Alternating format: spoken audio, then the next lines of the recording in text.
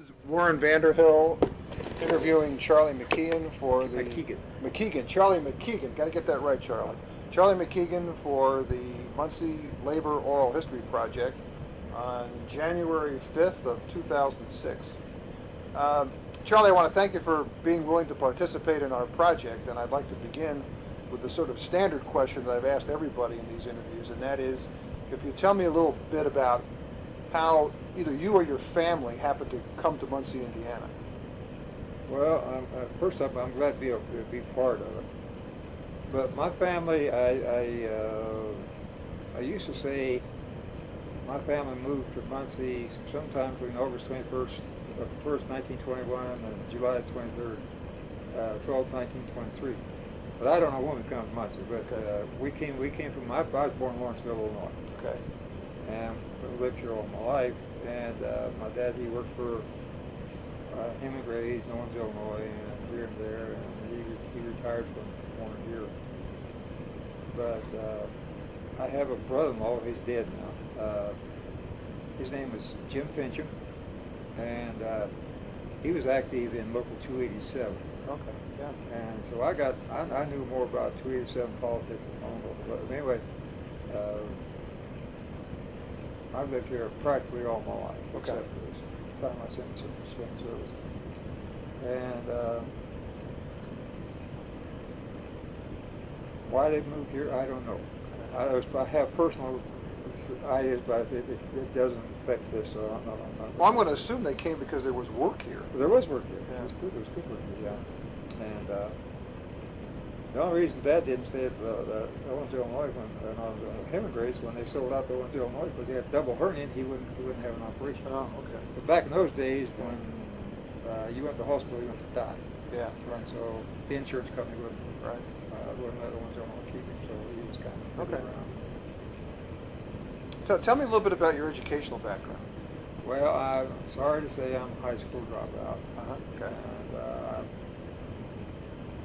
to say I'm self-educated, they'll say you have a fool for a teacher, and I guess it's right. But I've always been an avid reader, and so I read a lot, not as much as I used to. So I've had, like I said, I've had hours and hours of training at Ball State, and I've even gone to IU for training in OSHA and labor studies. Okay. I got all kinds of certificates for it. Okay. So you got lots of paper to prove you're educated. I had a doctor come in here last year and said, "You're smart." I ain't. He's a cardiologist too. And I won't tell you his name because he might say, if he thinks that guy's smart, I ain't going to go see him. But anyway. Well, you mentioned that when you quit high school, is that when you began, shall I call, your working career?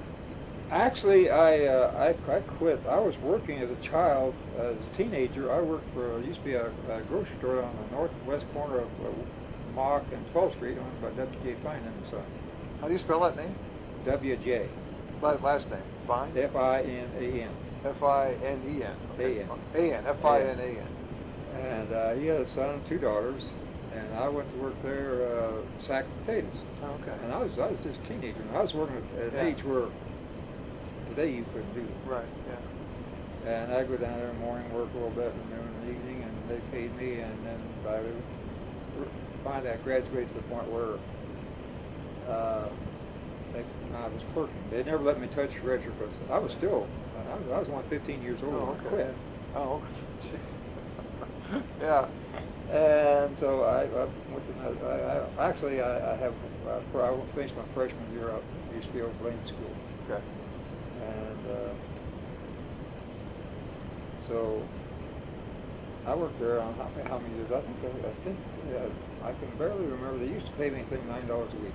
A lot of working men did much, but I always took the money, gave it to my mother. She gave me what she thought I should spend, $1 or $2. We were poor. When $1 was worth something. We were poor, I'm telling you.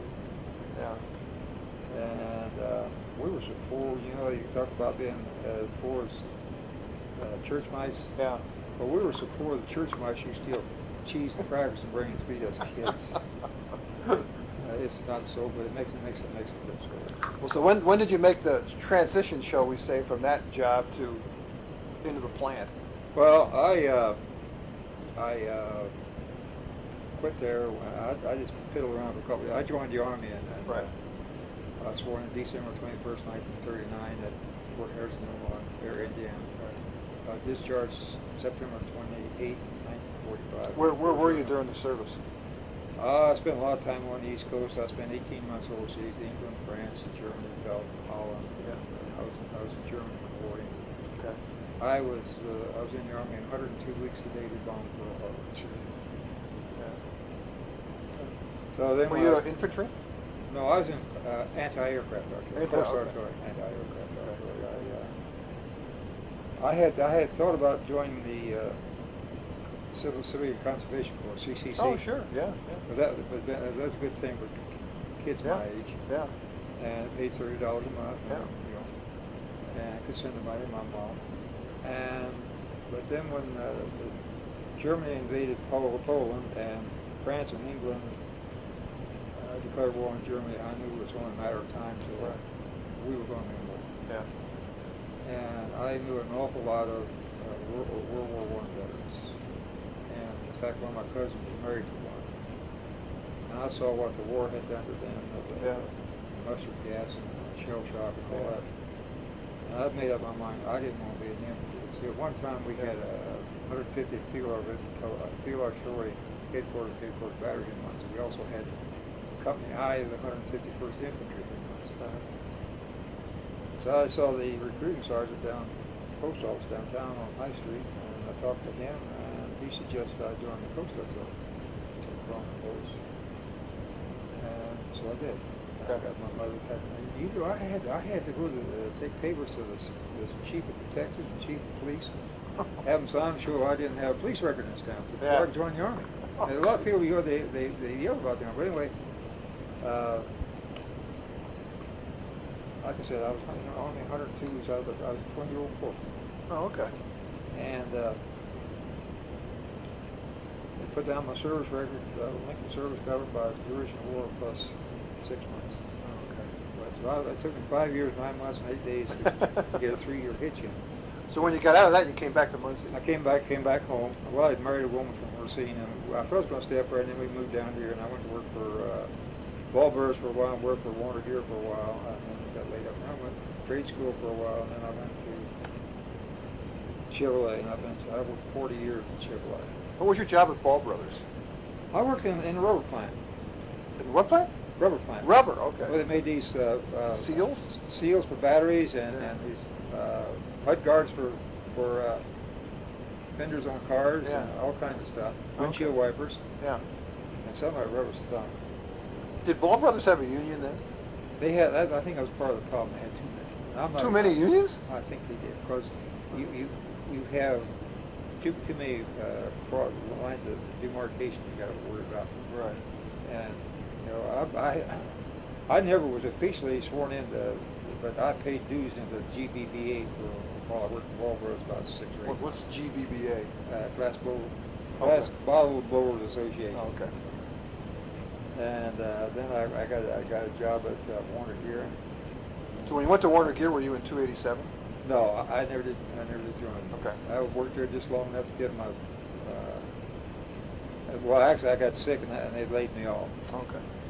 And so then you went to Chevy? well, no, I went to trade school in Chicago for about 9 months. Oh, okay. Trying to be an air conditioning refrigeration repairman. Oh, okay. Which didn't work out.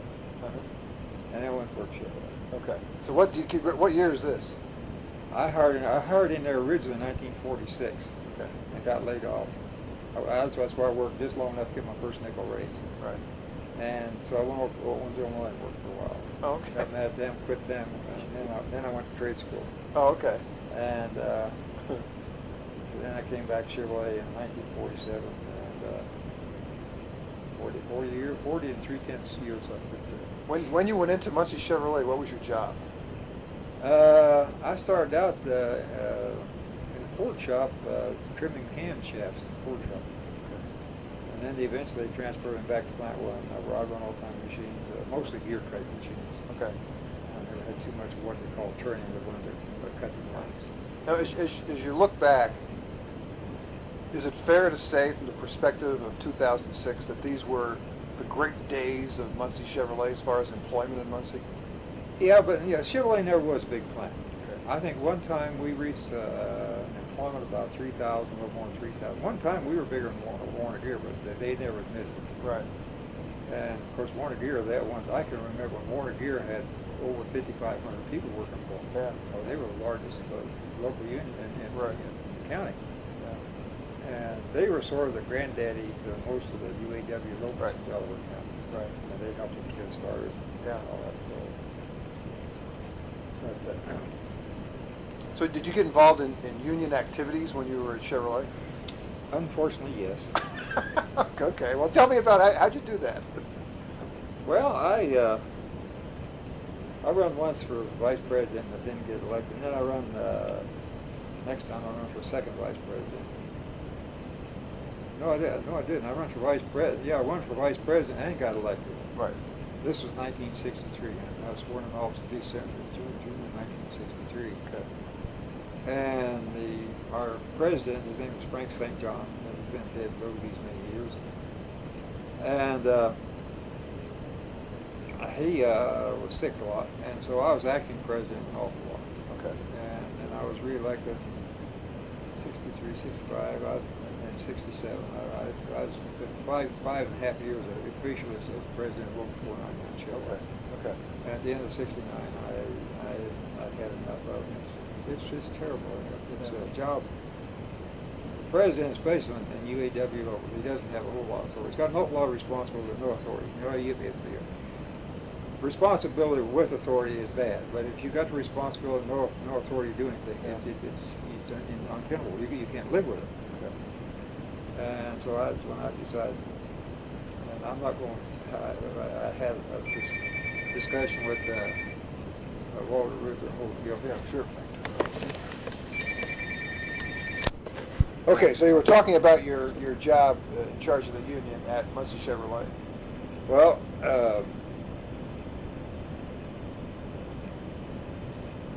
it was a good job, yeah, and I sat in a lot of negotiations. And, one time we were in a strike situation, which happened quite often. And normally I meet with the committee, but they decided this time they weren't going to let me because we weren't meeting as a whole, where they were having what they call step and a half, with two union people, two company people, and so they decided that was called step and a half. Yeah. Oh. Well, you see, the first step is between the foreman and right. Then the step and a half is when they go with the foreman and the general foreman and foreman and two committeemen. That goes into the second step, and then it goes to the third step where it goes down to international union, right. And then the fourth step is the umpire. Do you recall what the issues were in this? Yeah, just some production, usually okay. Production, and of course you always settle a lot of things. We settled a lot of things with those. But anyway, they decided they weren't going to let me stay off the job, and they told me, said that you had to go to work or I said, no, you know. So finally, then I told the Labor Relations Act, I said, Jay Green is his name. I said, if I leave the plant, you could have a wildcat. He says, so then I decided I would get even with these guys. So I went to the union hall. I checked out. I rung out, and I went to the union hall. I wrote up a nasty handbill and had the retirees pass them out. So in the meantime, I called one of our guys in Detroit, in the International Union, a guy named Frank James. I talked to him.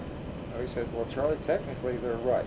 I said, well, the whole thing is I have done this all the time, because I was sort of an unofficial secretary to because I kept track of the grievances that were settled and just withdrawn, disposition of grievances and any demands.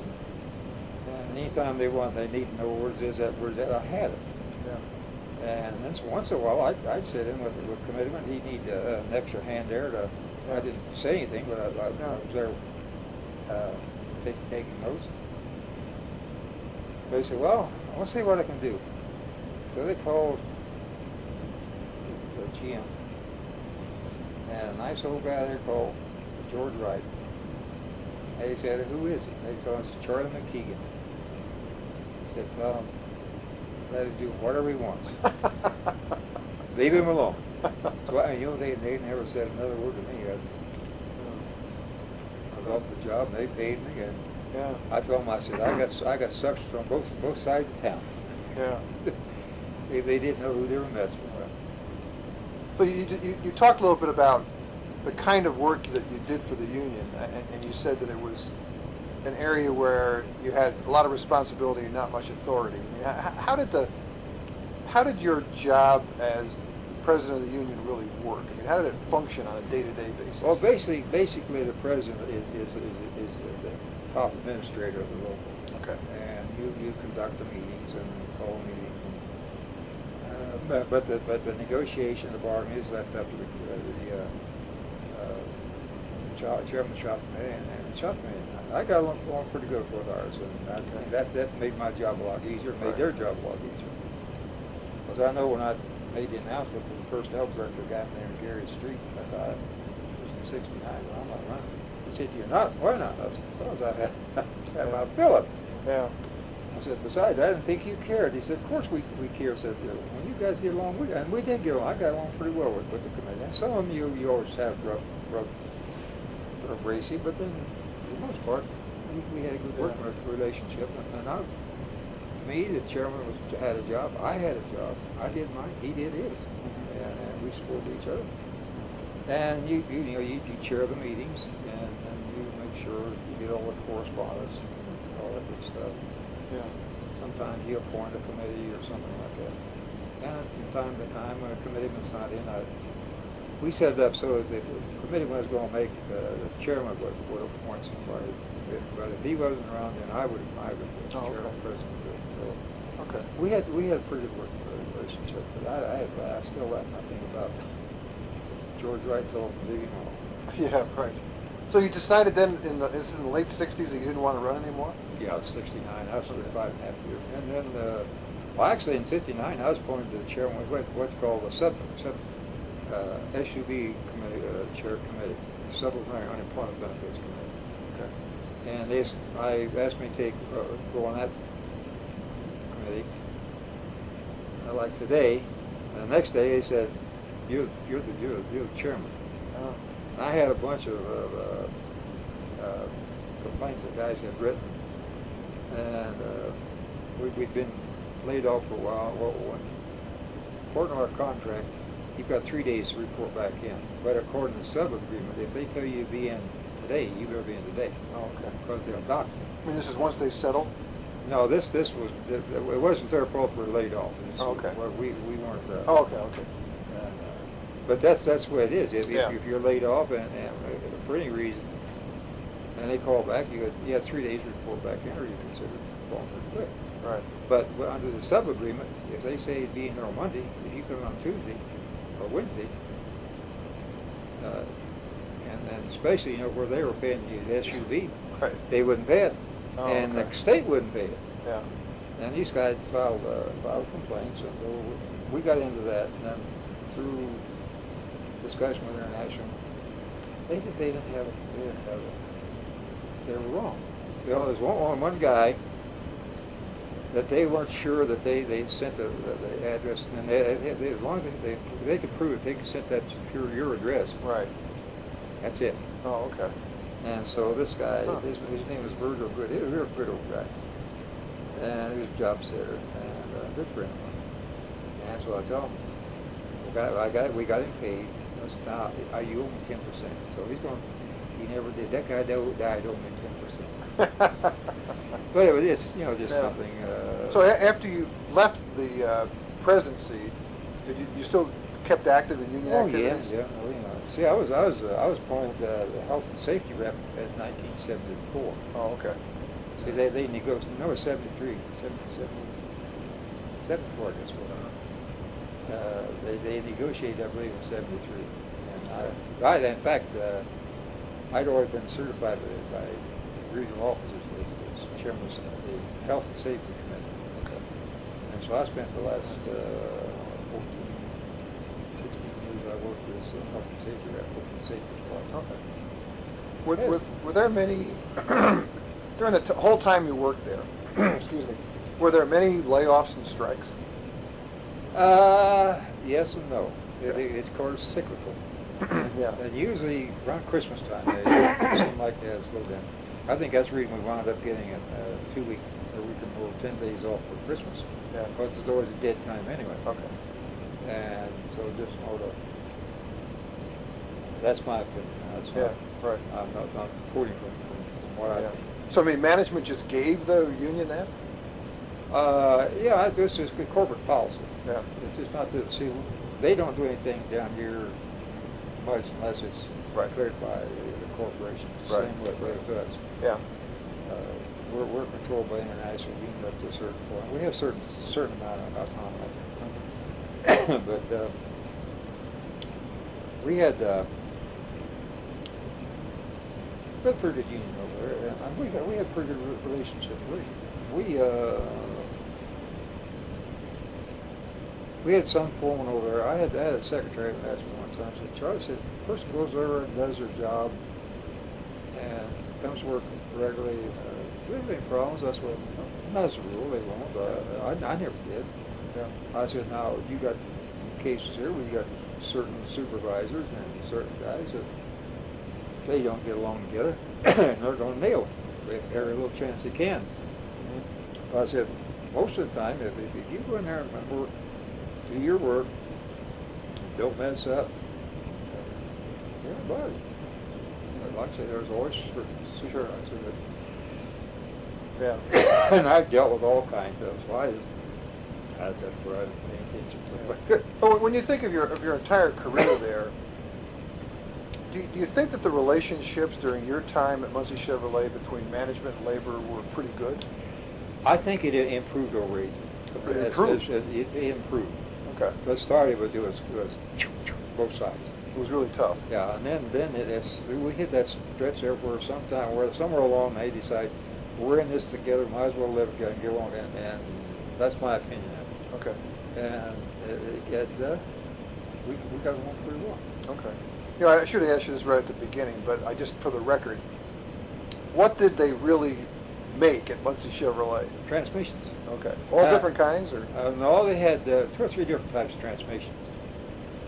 But we made truck transmissions. At one time, we made transmissions for the Corvette. We made rear axles for the drive axles for the Corvair.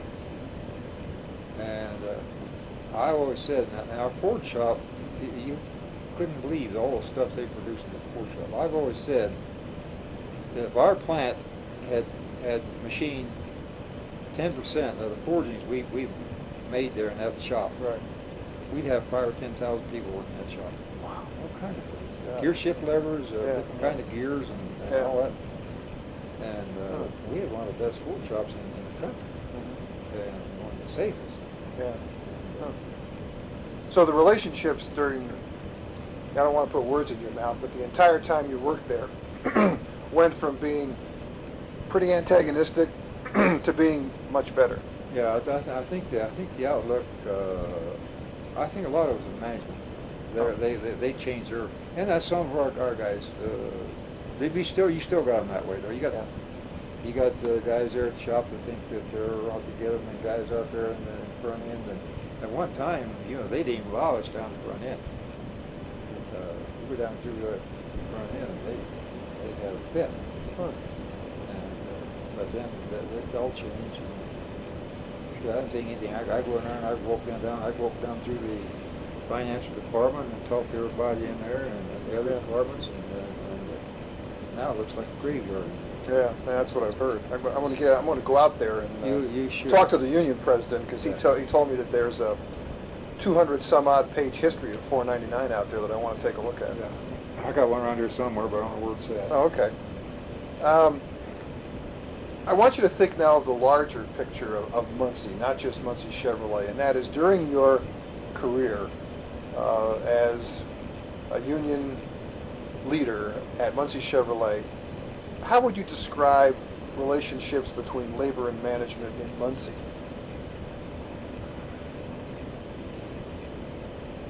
Well, that would be kind of difficult to answer, but the thing is, I think it depends on the location. Okay. And I think they shafted the guys out of Roberts. Yeah, yeah. And the same thing with Marhovers. They wanted to buy a deal that they nobody knew who it was. Yeah, right. But I think the work between labor and management in this town, I think it improved over the years. I think it's got much better. You think it's better today? Oh yeah, much better. Huh. See, I've served on several different boards of directors. Yeah. And I got medals to show. Sure. But you know, I've served on the United Way board of directors. Yeah, right. Community service, mental health board. Yeah. Right now, I'm a member of the Boys and Girls Club. And I've been there for over a quarter of a century. Right now, I'm a trustee of the Boys and Girls Club. Okay. Yeah. And I even served 2 years on the Muncie chapter of the United Negro College Club. Oh, okay. Yeah. I've been involved in a lot of stuff. Yeah. And they've got to where they've learned the value, I think, of labor. Okay. More so, and I think they treat labor with more respect now than they used to. Even though, from a historical perspective, there aren't that many union guys as there were when you started out. And I'll tell you something else about unions. We have a lot of union members, but you don't have a lot of union people. That to me is a big problem for unions. The people, they don't stick with their union.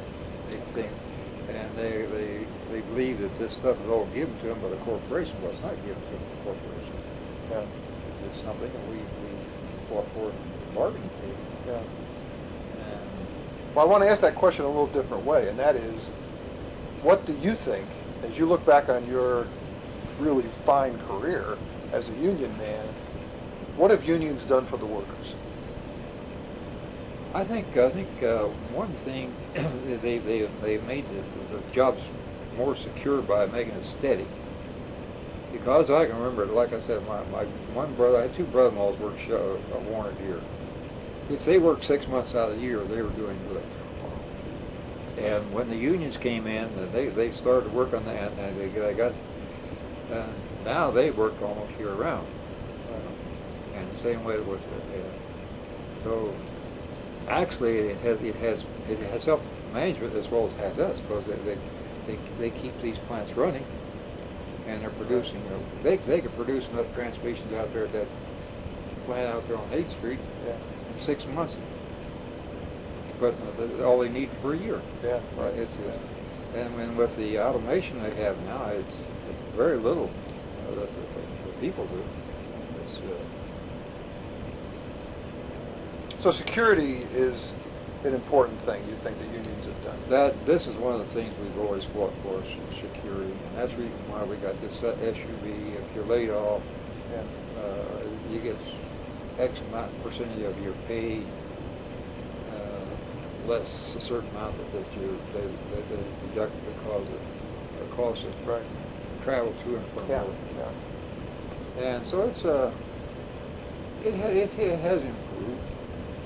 And in fact, there was I never did know who the guy was, but they quoted a high-ranking General Motors official saying that the unions were good for them because it helped them maintain discipline. Oh, okay. Because you got a good job there, you're making pretty good money, and you're going to take care of it. Yeah. And okay. So. But yet you went through a period of time where, with bargaining and strikes and things like that, the union eventually got good salary, good wage, good fringe benefits, good pension for the members of, in your case, the UAW. Now that seems like it's really being cut back. Well, I think when they go on negotiations, and this again is my opinion, the union pretty well knows what they're going to do. The corporation knows just pretty well what we're going to ask for. Right. You know, so there's no surprises. I don't think there's any surprises. They keep it secret.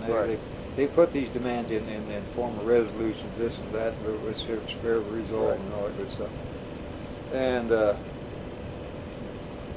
but the idea is everything we've gotten has been we've got a little bit at a time. Right. We got 40-hour week. We got time and a half for Saturday as such. Right. Double time for Sunday as such. Right. Double time plus holiday as such. And of course, the federal law says they pay for 48 hours or over 8 hours. You got to put time. Right. Now they're trying to get out of that. Yeah. But I think the way I see it, a lot of these corporations, and I'm not too sure General Mills any better, they're going at us through the courts to take away things that we had negotiated. Right. And a lot of people don't realize is that when we go into negotiations, we negotiate a pay package. You got there's all that is designated in certain areas. It's so much to pension, so much to insurance, so much to this, so much for SUV, so much for holidays, and so on. And that pension, we didn't get pensions until 1951. Okay.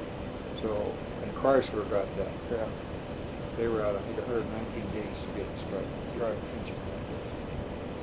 And see, we have earned that. And I always say, well, 40 years, but actually, from 1951 is when they actually started pension. And of course, with Social Security, now they're trying to tear us up on Social Security. Yeah. But it makes me unhappy to see what they're trying to do, and they're getting by with it. Just like these airline pilots. Yeah. Now, granted, they're highest paid men, but they're also got the most toughest job that you can get into outside of a coal miner. Yeah, right. And sad to say. Yeah, it is. And so we have earned everything we got. Do you think that your generation, and maybe the one before you, because a lot of this, as you know, began in the 1930s, that your generation consisted of union people who really put it on the line? Mm-hmm. And some people have said to me in my interviews, now you've got a generation of people who don't know any history, and they take all this for granted, and they think that this wasn't something that people really had to go on strike for and really work hard to get, and they take it all for granted. You're right. They're right when they say that. They do take us for granted, and we've had some pretty nasty strikes. Yeah. But the thing has always irked me, and you've probably seen it on TV when there's a strike in some organization, and they get the television camera out there. Well, what are you on strike for? Well, I don't know. They didn't tell us anything. Yeah. Well, that's their fault. Yeah. We have monthly meetings. Yeah. And when we get in a situation where we're going to strike or need to strike, for us to get a strike vote out here at this plant, say, using my plant and my local as an example, the first thing we do, we have to have the issues there, and we have to go to the membership, special meeting, to get permission to take a strike vote. Right. We have to have permission from the people to take a strike vote. Right. If they say okay, then we take a strike vote. Well, they say, and if they vote yes, and they're fools if they don't. That's what beats the aircraft. I'll talk about that later. Yeah. They if they okay it, then we have to go to international union and say we got this problem. We need a strike authorization. So then they'll send their people down. Right. And they investigate. And then the International Executive Board, they decide whether or not we can strike. Okay. Where it's worthwhile for them to strike us. We had a situation here a few years ago that gentleman, was Chrysler was going to sue one of the locals because they refused to talk about the strikeable issues. Now, you got strikeable issues are two things mainly is safety and production schedule. And you only got two or three, and they start talking about other things. Well, we've done that too. Yeah. You've got the car. Sometimes you get by, sometimes you don't. Yeah. So they call us Detroit, and we went to Detroit, and they laid it on the line. We got to stack this high. Locals wanting to strike. We want you guys to get back there in Muncie and settle it, and we did. Yeah. We didn't get what we wanted, but we got some of it. Yeah. And so the international unit, if they don't think you should do it.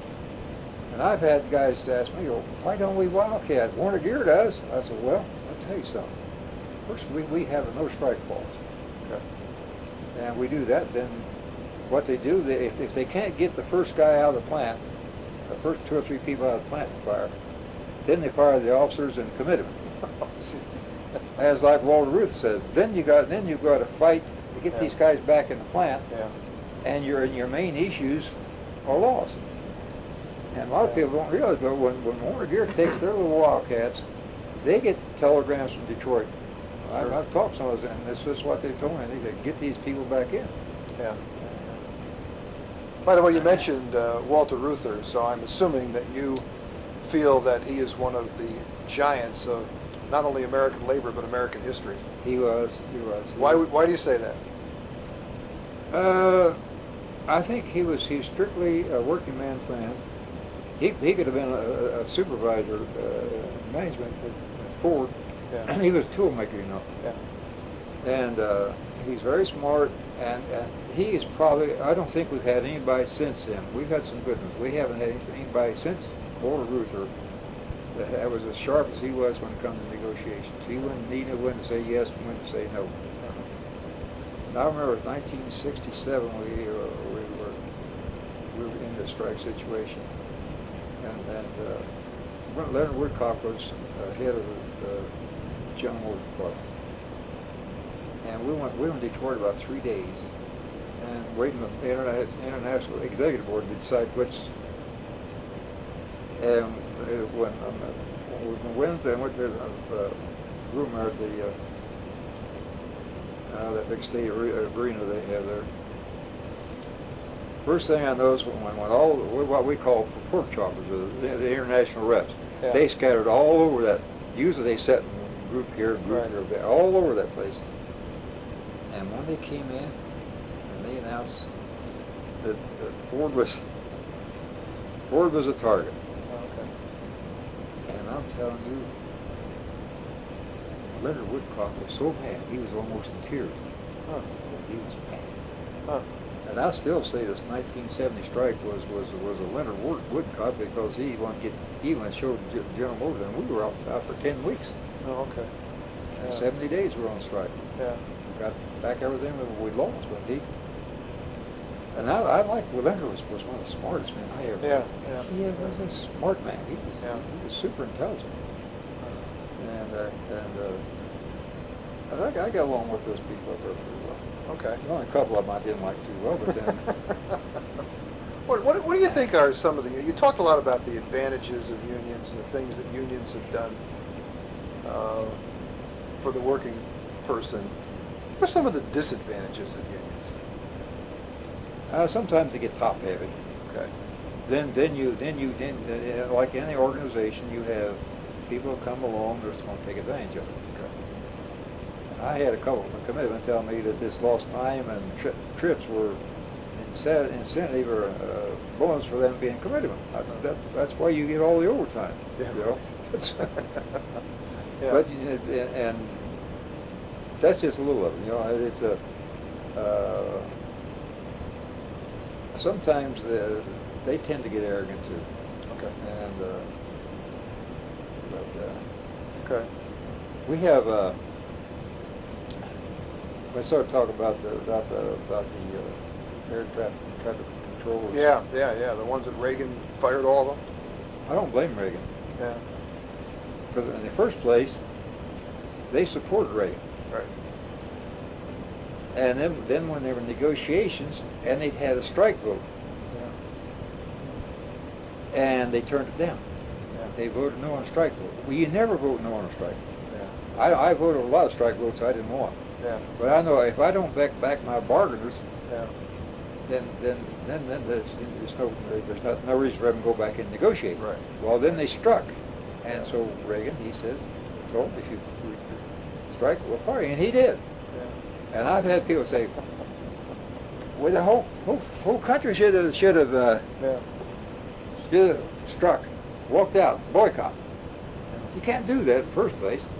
Another thing, like I said, if they didn't support their leadership, I've always said, had I been an officer or a committeeman in that union, when I got the reports from that no strike vote, I'd resign. You guys, Yeah. you don't want, then you do it. You get somebody else. I'm going back to work. Right.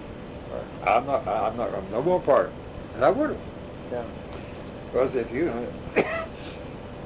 and I've had some committeemen, I've had some officers in my local union I didn't particularly care for, but you have to support your union. Yeah, I agree. You know, it's just like your church, and you may disagree with the preacher sometimes, but you have to. And, That's right. I agree with you. But see, a lot of people don't realize that the unions, they do a lot of things for other people other than unions. Oh yeah. See, it's not just striking and more money and more this, more that. I've been told that at one time the unions in Delaware County furnished, I'm not saying I'm absolutely sure, that the unions in this county furnished 2/3 of the money needed by the United Way. Well, that's probably true. Yeah. 2/3. Yeah. Yeah. And Well, I think that's especially true once, as Mac Worrell told me in my interview with him, that once people in leadership positions in the union were able to explain to the workers what advantage the United Way was to them, and it wasn't just for a bunch of fat cats. Oh no. See, that guy said, why did you join Boy Scout? Yeah, right. I got a right, kid right. in Scout. I was in a Scout. Yeah. United Way. Yeah. You get Boys and Girls Club. Yeah. It was just Boys Club. I was vice president of local Yeah. Boys and Girls Club when we became Boys and Girls Club. Oh. You didn't know that, did you? Well, that's funny because that's one of the areas I want to talk to you about, and that is, during your time with the union, what role did women play in union leadership? We had some that we never got any above usually secretaries, or we had some. I think one or two. One time we had a committee woman. Okay. And it depends on the local. Okay. And they have a women's department and all that good stuff. Retirees, not retirees, the veterans department. Right. And but women are very important.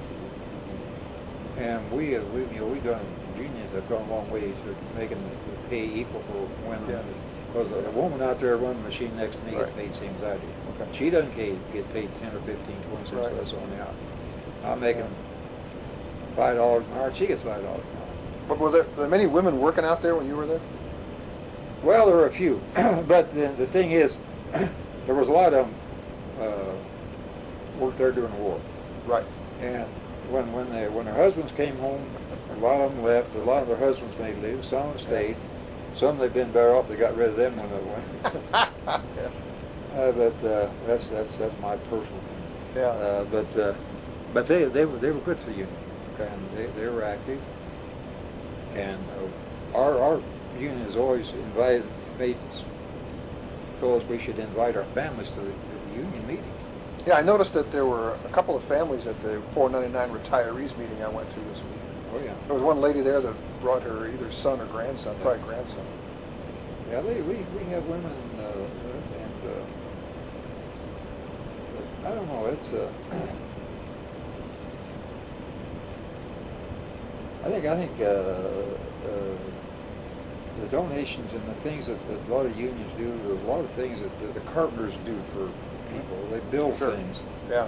And electricians, and they go and they do things that they don't get a whole lot of publicity about. Right. I agree. And I've helped with the United Way drive when I was president of the local union. Right. Sure. I said, well, I was president. Hey, I don't care what. I don't care if I get elected again. Yeah. I believe in this. Yeah. And I know what these people do. I've been on the boards of directors, and most of them are good people. A lot of them are Republicans. Some of my best friends are Republicans. What the other one I want to ask you about is what role did race play in unions and activities like that? Well, technically, they were supposed to be equal. Okay. I think you had that feeling. Right. See, for a long time over Chevrolet, they were mostly sweepers and moppers, shaving pullers. Okay. They had some women that did some production work. They had one guy I worked with over at Ford shop that ran a press, Okay. forging press. I trained for him one time. Nice guy. I never had any problems with him myself, but I can say this because this guy's dead now. But his opinion was that all they were good for us was shaving poles and sweeping. And I've seen a lot of those colored people over there. They were better workers and smarter than a lot of them. I learned a long time ago. I guess so far in my study, what I have been able to get is that for African Americans, there were certain places in Muncie where they know they could get work easier than, say, some of the more elite places, like Chevrolet and Gear. I can remember seeing the whites only signs in the railroad station when I was younger. Here in Muncie? Yes. Yeah. Okay. Whites, colored. Yeah. Right. I remember that.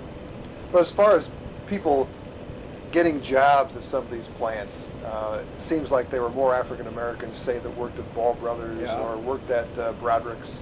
I don't know why, but see, Broderick's is a tough place to work in. We're on those Ford shows. I don't care. They're tough. Yeah. But I think the wire mill had a lot of black people in what we consider skilled tradesmen, electricians and things like that. Right. They were good. Okay. I worked there for a short while too. And this is the Indiana Steel and Wire? Yeah. Okay. In fact, the guy took me back there one day. I helped run a straining machine making this cable. Straining machine? Straining would make cable. Right. And he didn't show up. So I worked 4 hours doing something, and then the boss took me back, and the most amazing thing I saw was where they used to make the chicken wire netting. Oh, yeah. This was designed by old man Kitzman. Oh, okay. He designed the machine for chicken wire? That's what they said. Oh. And that thing. Yeah. And I watched that guy, and then if they get a tear, that guy would take a pair of pliers, deep nose pliers, and you couldn't tell that it was there. And you get so much on the roll, and they just clip it off and start a new roll. And just kept rolling. Yeah. Huh. Yeah, that is pretty impressive. It was a pretty good place to work. When I came to Muncie, to Ball State in the late 1960s, somebody who'd once lived here, wasn't living here then, said, "You know, Warren, Muncie is a really tough union town." Do you think that was a description of Muncie in the late 1960s? Yeah. Well, not like Detroit. Okay. Because see, the biggest plant in Muncie was Gear. Right. And as they kind of faded out, and one of the reasons Ford took a job away from him, he built a transmission plant in Muncie, Illinois. Oh, when they used to do the Ford-O-Matics out there? No, I think it was. No, I don't know which one, but they made a transmission Ford. Yeah. Well, I know they made an automatic transmission. Right. Could have been. Yeah, right. But I didn't work there long enough. Right. Yeah. Anyway, I was told later that Ford built transmission in Muncie, Illinois. They built transmissions, and they were sorry that they weren't getting the quality or service out of it that they did from Gear. Yeah. The Gear had a bad habit there. Somebody get a burr under the tail and they'd strike. Oh, okay. It wouldn't be for long, but because the international they didn't like that. Right. But a lot of people said, well, when it comes spring and fall, all those farmers worked over there, and they had to either plant the crops or take them in. I don't know. So they go out? But somebody said, let's go, man. Yeah. Well, when you think of my description, or the description mentioned to me about Muncie being a tough union town in the 60s, early 70s. Do you think that's changed today? I think we've all know. Okay. Well, first place, we don't have authority now. Okay, well, talk about that a little bit. I mean, why do you think that's happened with unions?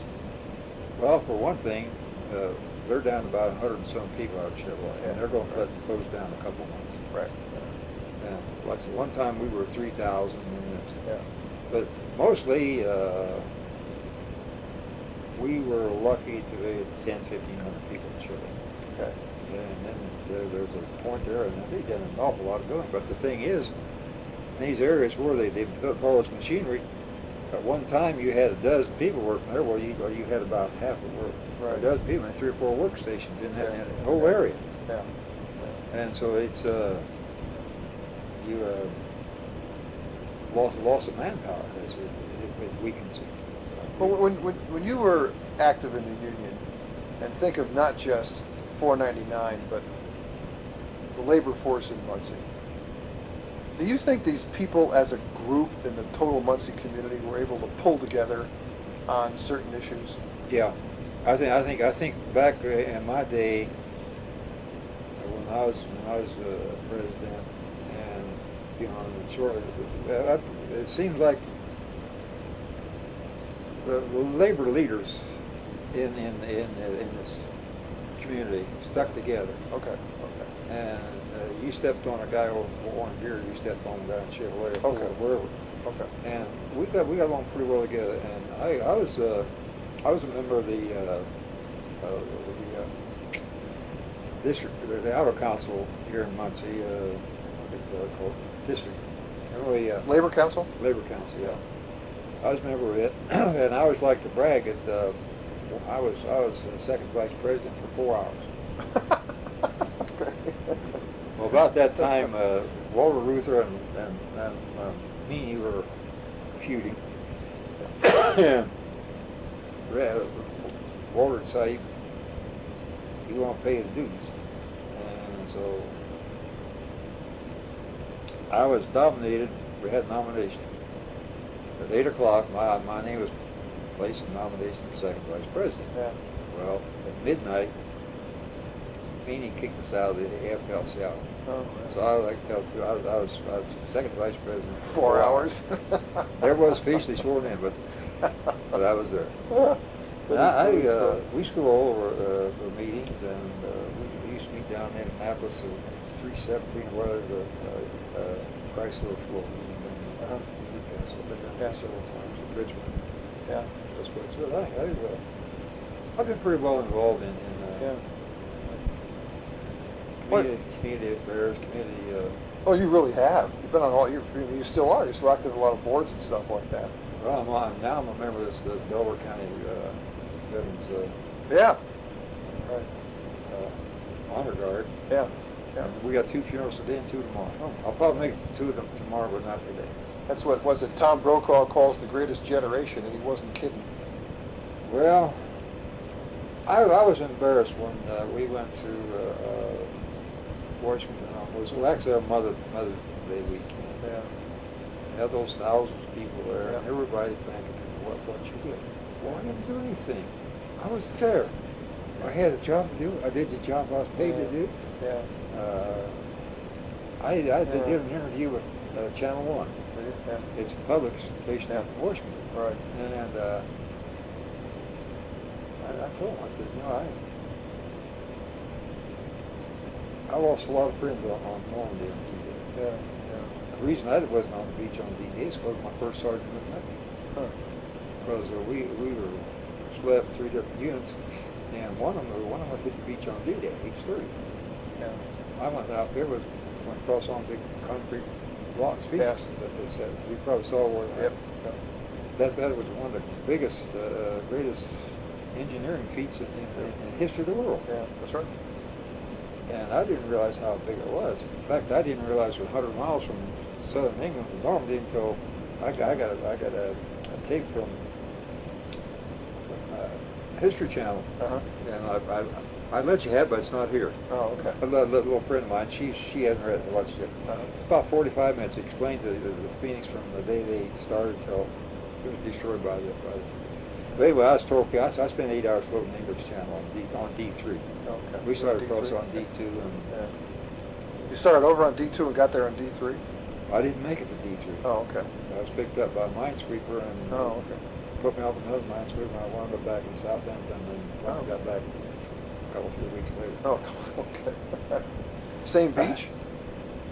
Yeah, no, we would have been out in the water. Yeah, right. Because we were out there. We had anti-aircraft guns on all these things. Yeah. But this one outfit was a provisional machine gun battalion, and their job was furnish initial anti-aircraft protection with the beach on D-Day. Oh, okay. And I went to first sergeant, and I told him I want to see the battery commander. He said, "What for?" I said, "I'm going to go up with my lieutenant," because he was going. Yeah. He said, "Well, in the first place, I'm not going to let you go. I'm going to see the battery commander." And I had been in the Army long enough. You can make anybody in the Army mad at you except the number seven. I don't care. Commander-in-Chief, you get him so mad at you, he won't shoot you. Yeah. But you get that first sergeant mad at you, he can make your life. Yeah. But he and I were pretty buddies. Yeah. I guess I started on that interview. I got a clip note. That's with my daughter. Anyway, I told the girl that I lost a lot of friends normally on D-Day. Yeah. And I told her, I said, God protect me. They kept me out in harm's way. And that's what he did. Probably had something else in mind for you. Last question. What do you think the future of unions will be? I think unless they get people in Washington that are favorable to us. The what? I'm sorry. They're favorable to union working people. Okay. And I don't know what your politics are. I don't care. Same as yours. Thank you. Lord go with you. But anyway,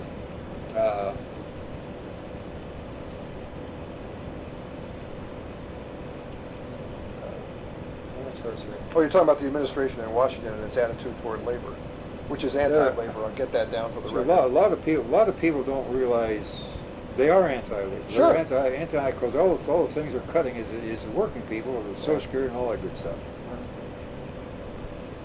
But the Republicans have never done anything for the working people. We got the Landry-Griffin bill, which gave us the right to have a union. Right. We got the Taft-Hartley law over Truman's veto. Right. The Republicans. That was designed to hamstring the unions. Right. And everything they've done, and a lot of people don't realize that all these federal judges, the people griping about the way the Democrats have taken on these new Supreme Court judges. Yeah. Those people are there for life. Yeah, that's right. And if you get the wrong person in there, and they make decisions that affect us, just like this thing done. They can't say prayers down in our legislature. Legislature. That's wrong. Yeah. That's wrong to me. I don't know. Because all the Constitution says is that Congress shall not establish a religion. Right. And they're not establishing religion. Right. This country was built on the belief of God. So you don't think there's any chance of this changing until there's a change in leadership in Washington? I have a feeling right now with all the stink that's being stirred up in Washington right now. Oh yeah. If this is a prime time to get rid of bunch of them on both sides. Yeah, right. Because there's some Democrats involved in this mess up there too. Yep, that's right. And this guy down here in Indianapolis. What do we need with daylight savings? Why do we need these? We should be. We're a central time station. You know that city they don't. You know. Yeah, that's right. You know we're Central Standard Time. Yeah, used to be. You know how we became an Eastern Standard Time. No. We used to go on daylight time every summer. It's 2 or 3 months. Yeah. Which wasn't too bad. And then they wanted to extend it to 4 months. Yeah. Which they did. Well, Indiana said we don't want it. Oh, okay. So they let us vote in a non-binding referendum to either go on Eastern time or stay on Central time and go on daylight time. Right. People said let's go on Eastern time. Right. And they anyway, excuse me. Yeah. They told us at the time, on Eastern and Central Time, we're a half an hour behind the sun. Right, right. On Eastern Time, we're half an hour ahead of the sun. Yeah, yeah. And all you got to do is look at the sun and the sun, and they'll tell you that. Yeah. And when we're on daylight time, the Eastern Daylight Time, we're an hour and a half ahead of the sun. Right. Yeah. And whereas if on Central Time, we don't want to be half an hour ahead of the sun. Yeah. So it does make sense to me. Yeah. Well, it's funny because my wife This is and what I, the people want. we spend our summers out in Montana where they're on Mountain Daylight Time. Yeah. And I got to tell you, if you like to go trout fishing like I do, it doesn't get dark till 10 o'clock in the middle of the summer, which is good. Well, see, this the whole thing to me with daylight savings time. The only one who really want it are these golfers and these, Yeah, right. you know. Yeah, right. For years we have Yeah. a lot. We used to have a lot of outdoor movies. Yeah, that's right. Theaters. They didn't want it. And they fought. Yeah. The farmers fought. Uh-huh. And one little old lady, God bless her, she said, "Don't mess with God's time." Yeah, right, right. Well, God, the only thing God did, He made separate the daylight from dark. And said, Right, this, that's right. This night and this dark, and it was man that come along with the Yeah. sundials and Yeah. this, That's right. But at the end of my interviews, I always ask people if there's anything else they'd like to add about, in your case, your work with labor, your work with the union. So this is your opportunity, sir, to add anything you might like to add for posterity. Well, I don't know.